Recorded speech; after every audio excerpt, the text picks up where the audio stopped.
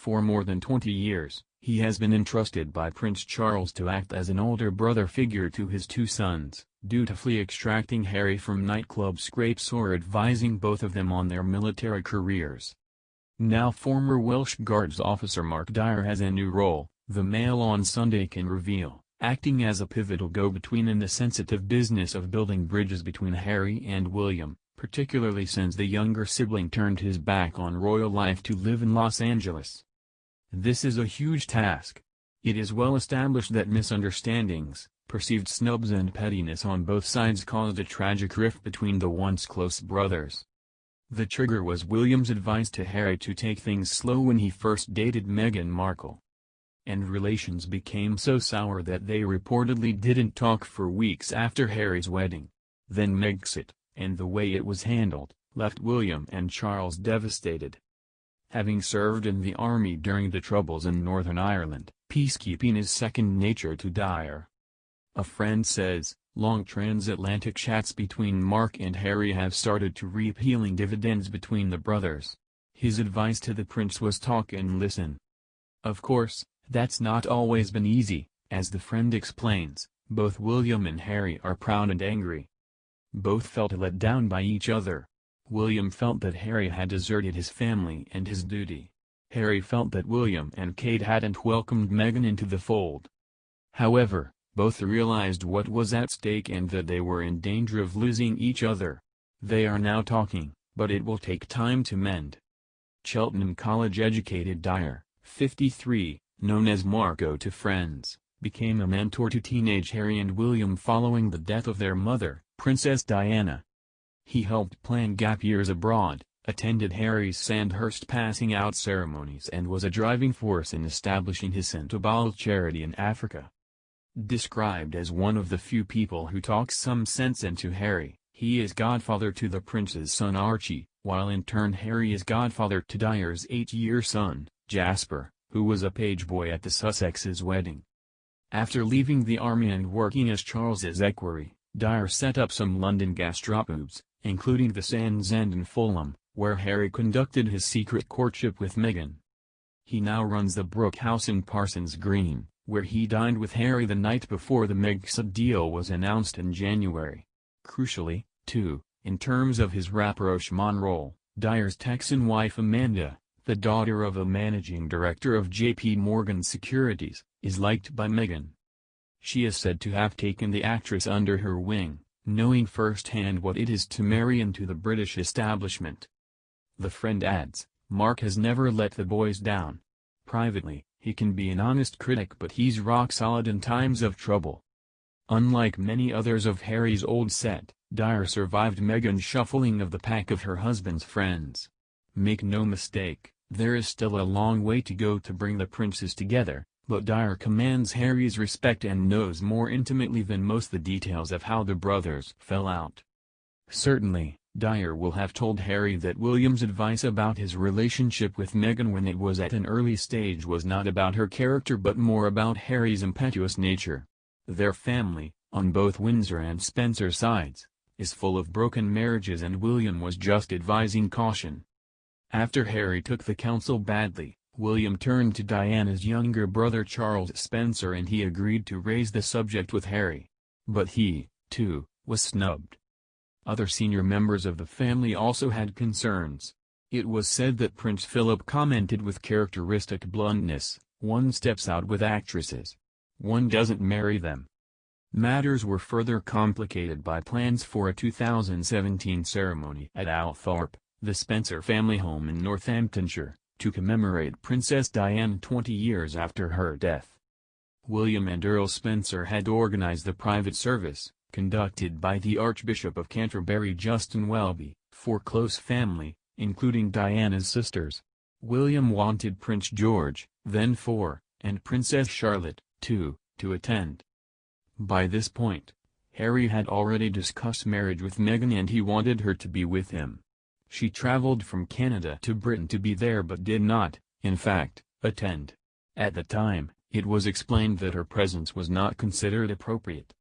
An upset Harry told Meghan of his family's warnings and a very definite sense of us against the world became entrenched. The couple felt that William and Kate had not rolled out the red carpet for Meghan, who had hoped she would have an ally in the Duchess of Cambridge, a fellow outsider who had navigated the choppy waters of royal life with aplomb. But the naturally cautious and private Kate did not respond to her enthusiastic overtures of friendship. One incident illustrates one of the many minor misunderstandings that drove a wedge between the two families.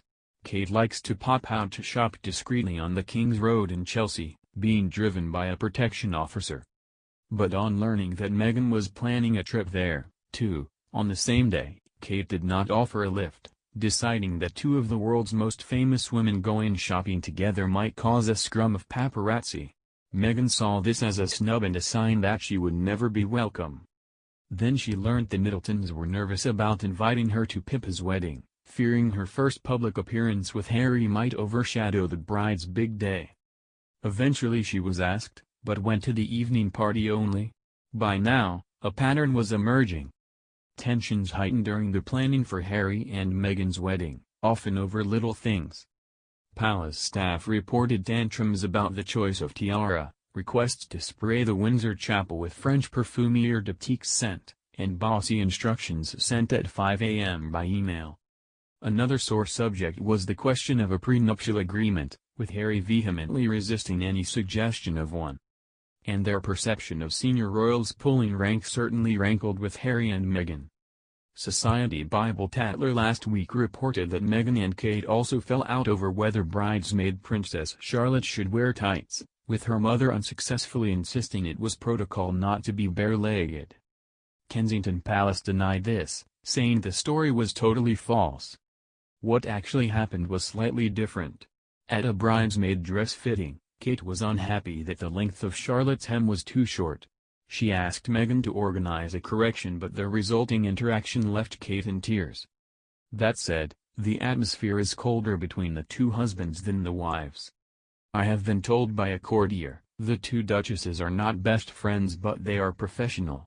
They do text each other. But they are very different characters. Catherine has tried to broker peace between the brothers as she knows how important their relationship is to both the family and the monarchy. Perhaps there was something inevitable about William and Harry going their separate ways. Since the day he was born 38 years ago next month, William has always been second in line to the throne, whereas Harry, 35, has taken positions such as president of the Queen's Commonwealth Trust. As one friend of William puts it, Diana brought both boys up to be equal, and that was all well and good, but they were and never will be equal. William will be king. Harry won't. Harry often finds it hard to accept that he isn't as important as his older brother. An aide added, William is very concerned with both his image and brand Cambridge, although he'd never term it like that, and how in turn that may reflect on the monarchy's popularity as a whole. Certainly, that imperative has become much more important given the way his brother has walked out on the royal family. Even so, there is still much to unite the princes, which Mark Dyer will use in his bridge building. For example, both men have a passion about highlighting the importance of mental health. Last week, William featured in a BBC One documentary on the subject, while Harry is working with Oprah Winfrey on a mental health documentary series for Apple TV. How sadly ironic, therefore, that some members of the royal family have been worried about the mental health of both Meghan and Harry.